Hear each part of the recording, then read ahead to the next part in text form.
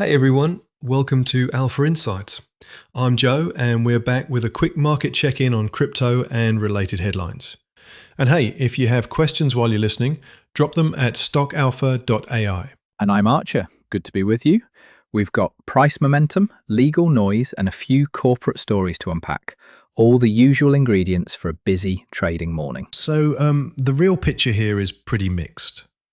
Bitcoin extended a multi-day winning run, tokens showed renewed activity, but lawmakers and courts kept piling on uncertainty. Momentum on the upside, policy risk on the other side. Exactly. Momentum can lift sentiment and related stocks. But regulators and enforcement actions are the things that actually change the risk profile overnight.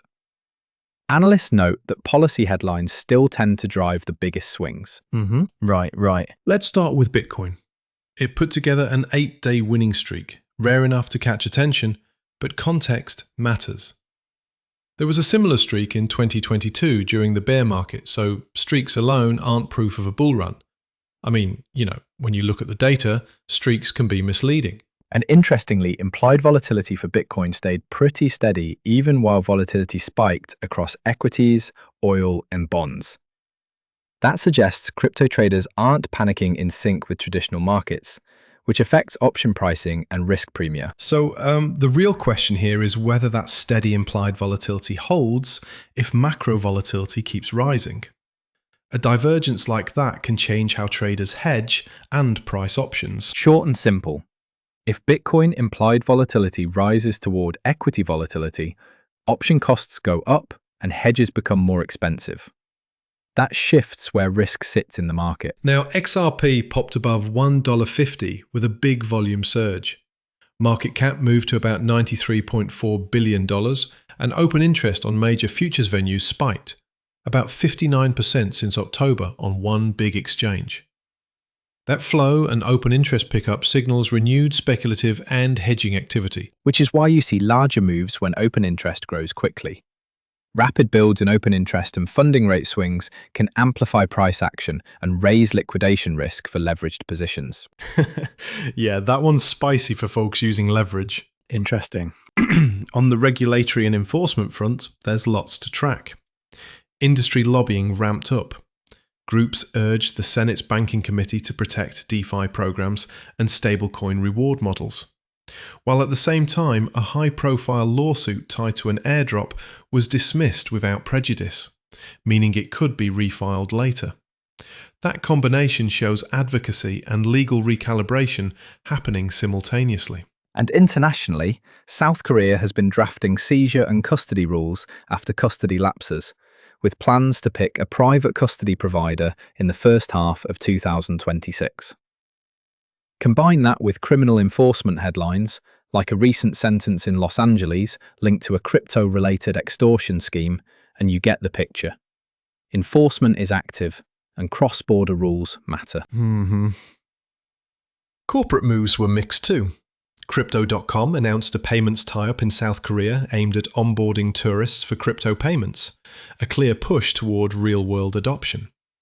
But on the flip side, a miner called Kango posted a $452.8 million net loss in its first full year as a miner, and said it sold Bitcoin to repay debt and pivot toward AI. That miner story matters, because when miners face balance sheet stress, they can add short-term supply to the market by selling coins. Data suggests these liquidity stories can temporarily depress prices or increase volatility, especially if multiple miners are under similar pressure. Right. Okay, quick checklist. What to watch next? 1. Any formal moves or hearings from the Senate Banking Committee on DeFi or stablecoin rewards. 2. South Korea's custody provider selection, which could influence custody standards. 3. Bitcoin price action and implied volatility relative to equities. 4. XRP open interest and funding rates, which are key for leveraged traders. And 5. Minor liquidity updates after that large loss. So positioning depends a lot on time frame and tolerance for regulatory headlines. Analysts note that if you aren't prepared for short-term spikes linked to legal news, It's prudent to use risk controls, lower leverage, set stop rules, that sort of thing. This is informational, not advice. Bottom line, neutral overall. Price momentum and adoption are positives, but legal and regulatory uncertainty keeps volatility and re-rating risk elevated. Traders seem confident for now, given steady Bitcoin implied volatility, but historical parallels remind us to stay cautious. Honestly, I was a bit surprised by how quickly that minor loss showed up in the headlines. Yeah, that's a good point. Quick recap from me. Bitcoin is on a notable streak, but context matters. XRP's volume and open interest spike raises risk for levered traders, and regulatory enforcement plus custody developments could shift structure. And from me, watch Senate committee calendars, South Korea's custody process, implied volatility trends, funding rates, and minor liquidity.